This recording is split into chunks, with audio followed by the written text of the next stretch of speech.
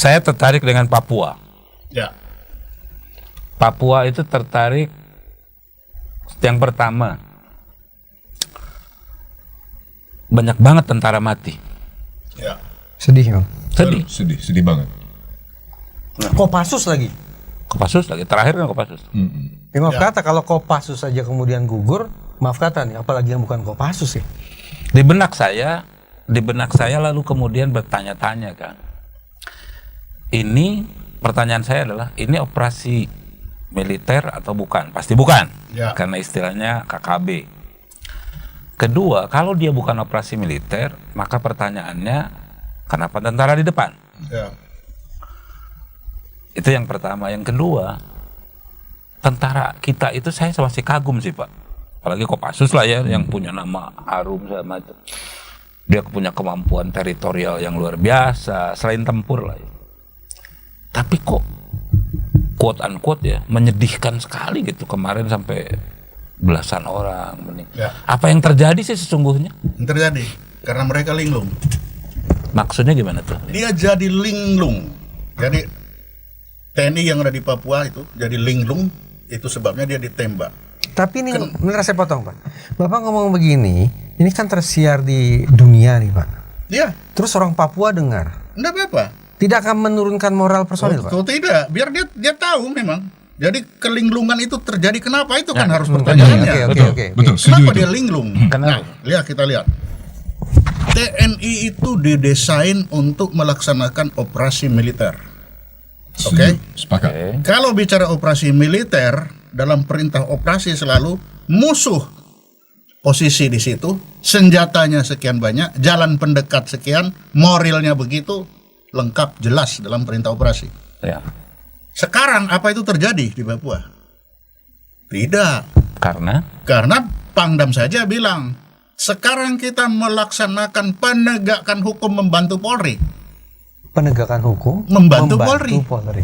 TNI tidak didesain untuk melaksanakan membantu Polri penegakan hukum. Tidak ada desain untuk itu. Itulah menyebabkan dia linglung. Katanya kita di sini ke sana untuk berperang, ternyata membantu Polri. Kalau membantu Polri apa? Mengejar, menangkap, menyidik, menyelidiki. Itu judulnya. Lah bagaimana dia tidak didesain itu? Desainnya military operation. Lalu dia suruh laksanakan law enforcement. Saking linglungnya, makanya Panglima juga bilang, sekarang saya naikkan jadi apa itu siaga tempur. Kenapa? Dia itu singgung pemerintah. Lihatlah, look, tentara saya udah siap tempur. Mana perintah kamu untuk saya bertempur? Itu jelas itu pesan itu. Loh iya kan pesannya Laksamana. beliau siap siaga tempur. Artinya, Artinya mana apa? perintah? Perintah ini udah siap bertempur. Nggak dikasih perintahnya. Sedangkan siap-siap begini nggak kasih perintah, ketembak satu-satu. Yang seharusnya perintah itu datang dari? Nah, perintah itu datang hanya dari 3 orang. Dua lah. 1, presiden. Dalam keadaan memaksa, presiden dapat memerintahkan TNI untuk melaksanakan operasi militer. Pasal 18 itu, Undang-Undang TNI nomor 34. Yang kedua, 2 ini, DPR dan pemerintah. Oke lah, pemerintah Menko Polhukam. 2 ini yang memberikan kebijakan dan keputusan politik untuk memerintahkan TNI melaksanakan operasi militer senperang untuk mengatasi pemberontak bersenjata. Ini 3 ini. ya. Tanpa ada ini, linglung dia. Kok Bapak sebutnya pemberontak bersenjata sih, Pak? Iya, karena TNI desainnya untuk mengatasi operasi militer, mengatasi pemberontak bersenjata. Tapi kan resmi negara kita menggunakan istilah KKB, Pak. Itulah yang saya suka bilang. Kriminal bersenjata. Itu yang saya bilang, ini yang membuat linglung. Kenapa? Kita bilang kriminal bersenjata. Apapun kalau kriminal, Polisi. maka law enforcement. Lah kalau law enforcement ngapain kirim tentara ke sana? Biarkan aja polisi. Kalaupun tentara udah diam-diam aja di belakang, nggak usah ngapa-ngapain. Kenapa? Prinsip dalam law enforcement itu diskresi polisi melekat kepada personil polisi, tidak melekat kepada personil TNI. Jadi ketika TNI menahan orang, menangkap orang itu pelanggaran HAM. Kalau tentara di depan menangkap segala macam. Oh Pernah ya tuh jelas lah, kan diskresi Pak, diskresi menangkap itu hanya melekat kepada personel Polri. Karena judul tadi penegakan hukum, law penegakan enforcement. hukum. Depan lawannya itu kelompok kriminal. Bersenjata, KKB. Mau bersenjata mau tidak yang namanya kriminal ya kriminal. Oke. Kalau operasi militer bukannya kemudian itu akan dalam terancam juga pelanggaran humaniter. Nah, tidak. Nah, ketika kita berbicara military operation atau operasi militer terjadi kapan? Nah, itu pertanyaannya. Oke. Ya kan? Terjadi kalau di depan kita ambil patokannya hukum humaniter, protokol 2. Bahwa di situ ada 2 konflik bersenjata. Konflik bersenjata internasional dengan konflik bersenjata internal. Oke, bedanya Nah, di kita kalau internasional ini konflik dengan negara ya pertanyaan tadi, negara. Kalau internal, maka konflik bersenjata dengan dissident armed forces. Jadi kalau ada dissident armed forces atau pemberontak, tahun-tahun 60-an kan kita sebut pemberontak mereka. Ya. Pemberontak ini kalau ada pemberontak, maka lawannya itu adalah government armed forces. Itulah protokol 2. Oke. Lalu pertanyaannya, kapan disebut Pemberontak, pemberontak? betul. Iya kan? Disebut pemberontak apabila mereka itu sudah punya hierarki yang jelas. Pertama Pak, punya Yang hierarki pertama, hierarki yang jelas dalam pasukan itu, punya pemimpin yang jelas. Oke. Kedua, dia punya wilayah yang dia kuasai. Oke. Yang ketiga, dia bisa menyerang bersama-sama sewaktu-waktu. Dan kelompok-kelompok Papua itu memiliki 3 itu. Memiliki 3 ini. Nah, dengan adanya 3 ini, maka ada kewajiban yang keempat. Dia harus bisa melindungi orang-orang yang tidak ikut konflik. Jangan sampai mati. Oke. Kalau mati, dia tersangka juga sebagai Pelanggar. HAM. Jadi kalau dia bertempur antara militer dengan si dissident armed forces, ya sudah hanya dia. Orang-orang yang tidak ikut berkonflik tidak boleh sampai mati, tidak boleh ditangkap. Bahkan kalau sakit, kalau tertembak, luka, itu tahanan perang, tidak boleh dibunuh. Tapi kalau seperti sekarang, sifatnya itu adalah penegakan hukum. Orang sudah sakit, sudah luka, ditahan, masuk penjara. OPM itu mengarah ke yang mana Pak? Dissident. Kalau bagi saya itu dissident armed forces. Pertanyaannya begini. Peralihan dari OPM ke KKB, paling tidak di tataran sebutan ya. Sebutannya berubah dari OPM ke KKB. Kan itu mengindikasikan bahwa membingkai situasi Papua sebagai pemberontakan tidak jitu kan Pak? Nah, tidak gitu bagaimana maksudnya? Karena buktinya diganti statusnya menjadi KKB saja. Lah itu kenapa? Makanya itu bilang, lah kalau memang kita mau KKB ya udah polisi aja. Jangan sertakan tentara. Jangan sertakan tentara. Nah, Kan itu. keputusan dengan law enforcement karena dihadapi KKB, Iya. itu berarti datang dari pemerintah Ya Indonesia. pemerintah Bukan kita kehendak sendiri TNI, kan? bukan. Bukan, jadi bukan TNI yang menyatakan itu pemerintah. Keputusan politik lah ya. Keputusan politik, jangan bilang ini gerakan enggak, ini keputusan pemerintah. Ya pemerintah bilang dia hanya kriminal, ya sudah. Ya. Saya sempat merasa kecil hati ketika digunakan istilah KKB. Karena mata awam saya melihat situasinya lebih dari masalah kriminalitas. Ya. Sampai kemudian ada sebutan teroris separatis. Ya. Dari Menko Polhukam tuh. Ya. Telinga awam saya suka dengan sebutan teroris separatis karena menunjukkan sesuatu yang harus jelas-jelas kita lawan. Nah, menurut Bapak sebutannya tepat? Itu tidak tepat lagi. Tidak tepat juga. Tidak tepat juga. Di mana tepatnya Pak? Nah, kita lihat ya. Dia kelompok separatis teroris. Ya. Ketika bicara teroris, itu sudah ada lex spesialisnya, ada undang-undang teroris. Penegakan hukum. Penegakan hukum, sehingga lebih itu harus penegakan hukum. Yang kedua, separatis. Ketika berbicara separatis juga ada 2. Separatis dengan politik dan separatis dengan angkat senjata. Oke. Nah, sekarang dia itu separatis angkat senjata. Nah, separatis angkat senjata itu namanya pemberontak Berontakan. bersenjata kan? Jadi separatis teroris ini paradoks ya Pak? Bertentangan. Dia ya? bertentangan. Tapi Kekacauan. diucapkan oleh seorang Menko Polhukam. Ya aku nggak tahu mana. Makanya bilang kalau kita, nah ini sepertinya ada satu hukum yang tidak dipakai. Jadi ketika kita mau menggunakan TNI, maka hukum humaniter itu harus menjadi pegangan. Di hukum humaniter tidak berbicara teroris. Teroris kan itu hanya niat. Iya, Tapi perbuatannya itu mengangkat senjata. Itu ada di hukum humaniter. Makanya ketika dia mengangkat senjata, dia memberontak dengan terpenuhi persyaratan tadi, dia sudah dissident armed forces. Sebentar Pak, teroris itu bukannya strukturnya juga ada, misalkan jamaah Islamiyah atau apapun itulah ya, bersenjata juga. Ada wilayah juga ya Kang ya? Ada. Oke. Kalau itu kenapa tidak diputar jadi pemberontak bersenjata saja kan sama? Oh. Itu yang saya bilang, kalau teroris ini pun Poso dulu. Ya. Saya bilang Poso itu bisa kita sebut dia sudah tergolong pemberontak bersenjata karena syarat tadi terpenuhi. Untuk itu maka bisa operasi militer oleh militer, tentara ada mengatasi terorisme di bawah operasi militer selain perang. Tetapi itu pun diperintahkan oleh 3 orang ini. Itu bisa sepanjang ya harus dipublikasikan. Kalau kita publikasikan hanya teroris, maka dia akan lari ke leg spesialis undang-undang. Penegakan hukum. Polisi harus di depan. Iya. Karena di situ pasal 6 jelas pelaku tindak pidana teroris dipidana maksimum mati. Berarti ketika Panglima TNI mengatakan siaga tempur, ini bisa kita pahami bahwa seyogyanya orang-orang di sana itu tidak lagi disebut sebagai kriminal, tapi disebut sebagai pemberontak. Iya, betul. Yang konsekuensinya adalah pergantian posisi. Iya. Militer dalam kurung TNI yang harus di depan, Polri mundur. Mundur ya. Dan harus mana surat perintah kebijakan keputusan politik untuk saya bertempur ini. Artinya Kan itu. kata siaga tempur dari Panglima TNI ini, kalau tidak ada perintah dia tetap Ya, siaga. tetap Siaga doang. Ya, justru itu, Tidak tempur-tempur. Siaga linglung dia. Ini kapan? Ya tempur-tempur. Langsung Udah ditembak satu-satu dong. Yang juga termasuk tentara nih sekarang ini. Maksud Laksamana begitu kan? Ya, Karena suruh siaga terus. Lah karena siaga terus. Oh. Ini nggak datang-datang Nggak perintah tempurnya. Pertanyaan saya Laksamana. Dalam pengalaman Laksamana sebagai orang yang lama di intelijen, apalagi memimpin BAIS, total 18 tahun di BAIS, kalau nggak salah, ya Laksamana. Belajar pengalaman lain, pernah jadi atasan pertahanan pula di India dan di Belanda. Banyak punya pengetahuan tentang intelijen. Kalau di negara-negara lain, dissident armed forces tadi terjadi misalnya di sebuah negara barat lah, demokrasi, yang menghadapi itu polisi mereka apa militer? Militer, itu BAS itu coba. Oh betul. BAS di Spanyol, BAS Spanyol. Enggak jauh-jauh, Filipina itu Abu Sayyaf. Betul. Iya, Apa namanya? MNLF. Bukan polisi di sana.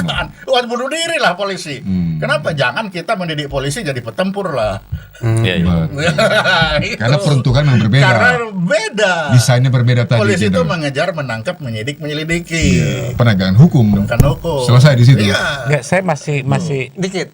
Berarti semestinya Polri juga tidak bahagia dong dengan penyebutan KKB, dengan menempatkan Polri di depan. Semestinya Polri juga tidak bahagia dong. Ketika di KKB mau tidak mau suka tidak suka ya dia harus itu normal moodnya. normal mood. Normal mood orang kan sebelum dia angkat senjata berontak kan dia melaksanakan tindak kriminal terlebih dahulu. Nah itu normal moodnya. Jadi normal moodnya polisi. Tapi ketika dia sudah mulai berubah, kasihan polisi ini. Dia bisa juga, makanya dia kebetulan ada tentara udah kamu depan aja aku mundur. Karena dia sendiri sebenarnya sudah tahu bahwa yang dia hadapi ini tidak lagi sekedar kriminal, tapi sudah punya kemampuan sebagai pasukan tadi itu.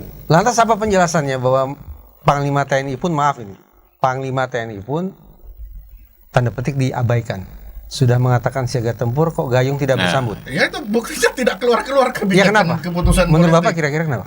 Nah, itu yang aku tahu yang menjadi pertanyaan. Ini yang ngambil keputusan ini tahu enggak bahwa mereka yang harus mengambil keputusan? Itu satu. Menurut Bapak mereka tidak tahu? Lah buktinya sampai hari ini enggak. Itu satu. Yang kedua, apakah input ke sana salah bahwa di sana itu sudah TPLN itu sudah hadir? Apakah itu yang masuk ke sana? Dan ini yang saya sampai hari ini juga tidak mengerti karena beberapa kali saya bicara dengan KSP, Ibu Pramodawardhani, lalu ke Lemhanas. Sana cuma masih menganggap ya itu hanya kriminal katanya. Nah, saya tidak tahu kriminal ini apakah seperti sekarang ini lalu diberikan kriminal saja. Saya nggak ngerti. Saya tidak berpikiran ini hanya pada masalah ketidaktepatan penggunaan istilah, tapi barangkali juga ketidaktepatan dalam menilai situasi. Betul. Karena tidak tepat dalam menilai situasi, kemudian tidak tepat dalam menggunakan istilah, maka hitung-hitungan di atas kertas, tinggal menunggu waktu sampai akan ada personel TNI berikut yang jadi korban. Iya betul. Itulah sebabnya Wah, di beberapa podcast saya bilang kan ini TPLNL sudah mempublikasikan diri, dan masa dalam sekian lama kita tidak bisa menilai bahwa dia ini menguasai wilayah, terus menerus terjadi di situ. Ya. Dia bersama-sama, bukan 1-2 orang dia menyerang. Dia sudah lihatkan dia dengan bendera, dengan hierarki, itu sudah ada jelas. Mengapa kita sampai hari ini kok masih tetap itu kelompok kriminal? Ini yang saya bingung juga. Kenapa kok seperti itu? Ini bingung atau bingung tanda petik sebetulnya? Dia bingung tanda petik kenapa? ini kenapa? Kenapa kok begitu? Padahal di sana itu, ini desainnya militer kan itu jelas. Di situ yang akan kamu dapat. Jelas. Yang musuhmu, jelas PO-nya itu.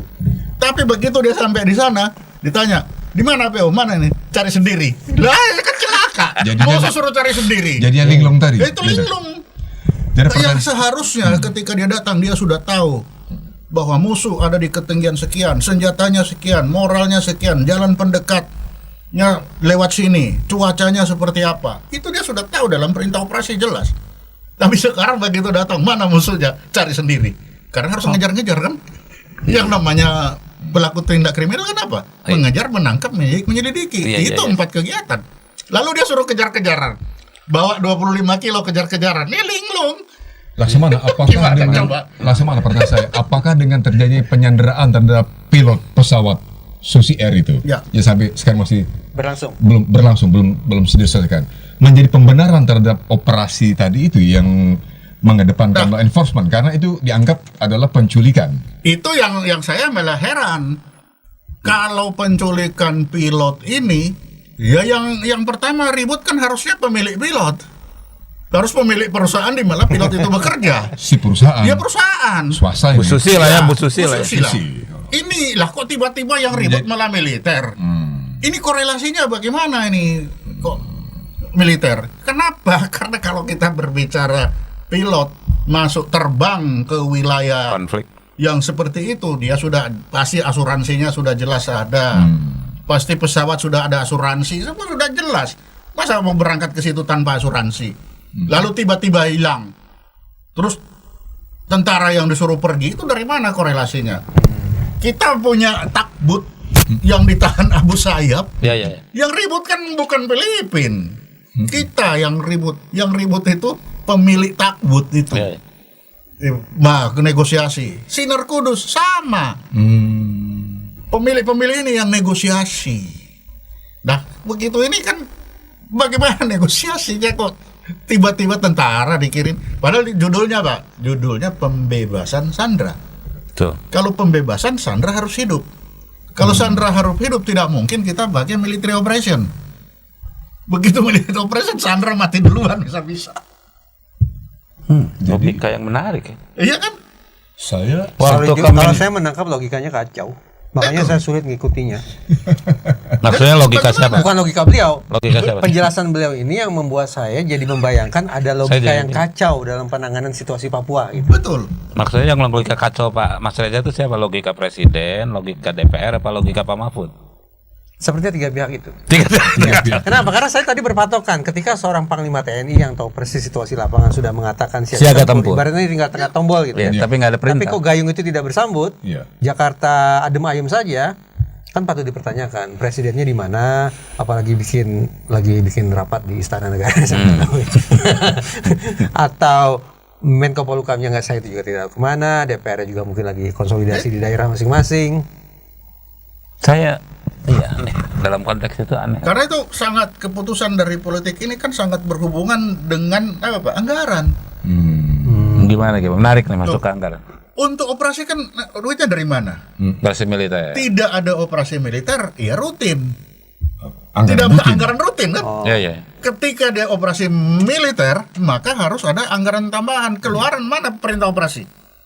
Dari perintah operasi itu baru dia mengajukan anggaran. Ini loh, saya minta anggaran untuk operasi ini. Dasarnya surat perintah Dasarnya operasi. surat perintah operasi.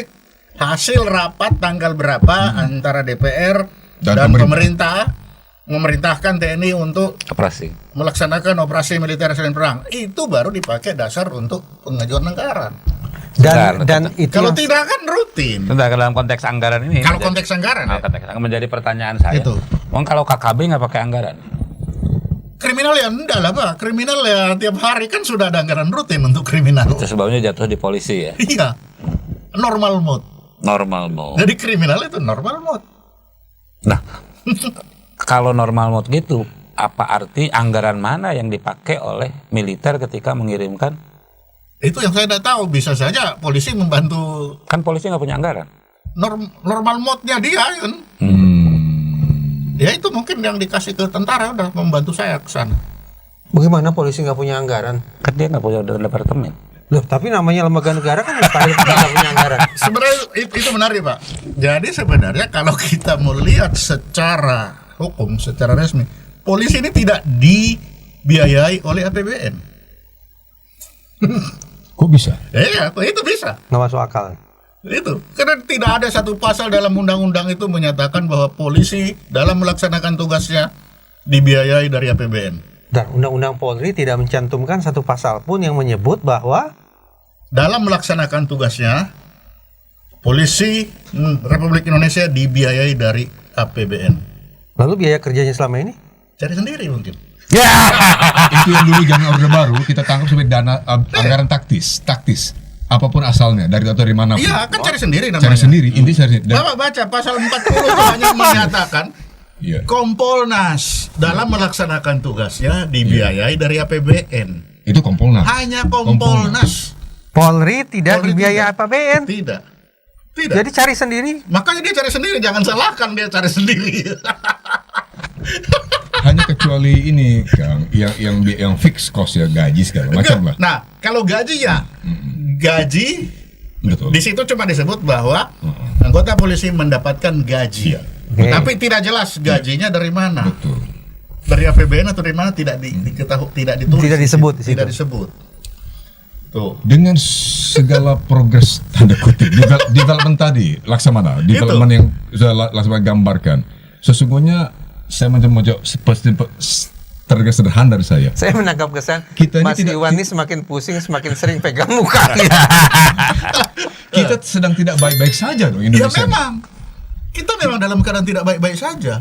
Selama ini kita lihat polisi begitu saya lihat wah ternyata dia begitu itu dia punya alasan dan dari pernyataan yang kecil-kecil kan muncul.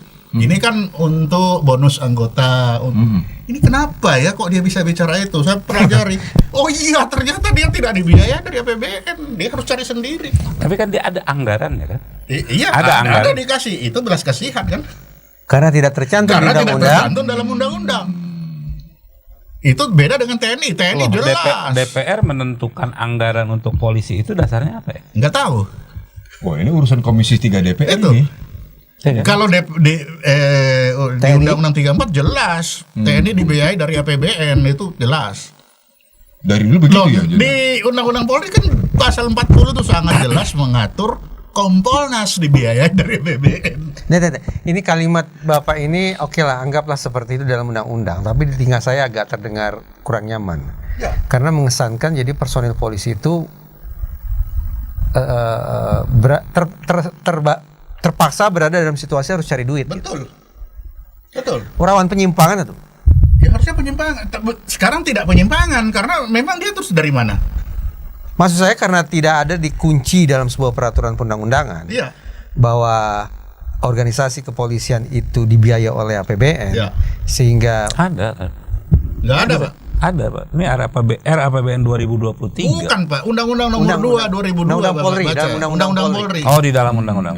jadi Tapi di dalam APBN ada. Itu dia. Itu kan belas kasihan nih loh, ada untuk kamu. Tapi di undang-undangnya nggak ada. Apa akibatnya?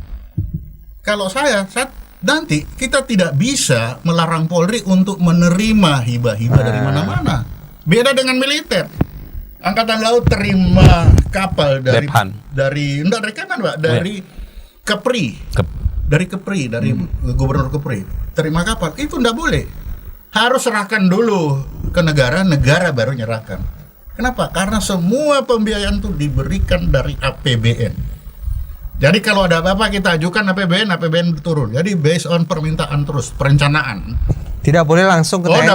enggak boleh langsung. Itu kan di luar perencanaan jadinya. Ini yang mengingatkan saya pada situasi pada berita beberapa waktu lalu ada perusahaan yang menghibahkan tanah untuk pembangunan markas Brimob atau semacam Ya, itu. Kalau Langsung kalau ada sekarang Kapolri di situ. tidak salah, dia tidak dari APBN kok. Hmm. Itu tidak boleh berlaku bagi Kodam yang menerima dari mana itu, sama Angkatan Laut yang di Bitung sana. Itu nggak bisa karena mereka harus Terikat pada undang-undang. terikat pada undang-undang Hmm. bahwa TNI dibiayai oleh semua kebutuhan dari APBN. Sehingga diajukan baru turun. Tuh. Kalau ada yang mau hibah tiba hari tiba akal kan nggak bisa, di luar perencanaan. Oh, Beda dengan oke. Polri. Kalau Polri itu di APBN ada, tetapi karena di undang-undangnya Tidak ada. juga tidak diatur, berarti dia boleh juga. Ya, jadi APBN itu dianggap belas kasihan negara saja kan, bukan hak.